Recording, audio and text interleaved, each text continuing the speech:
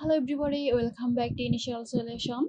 In this quick tutorial, I will show you how to change your name on Instagram without using Facebook.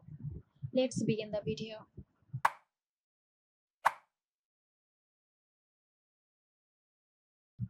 Begin by opening the Instagram app on your mobile device.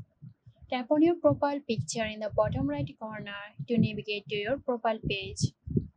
On your profile page, tap Edit Profile located just below your bio and profile picture. In the Edit Profile screen, tap on the Name field and enter your new name.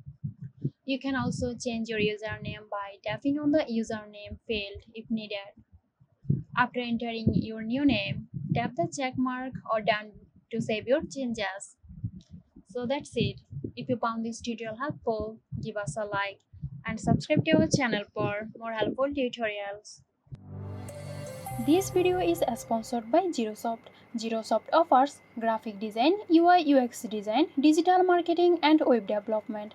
Elevate your brand with Zerosoft today. For more details, check the description box.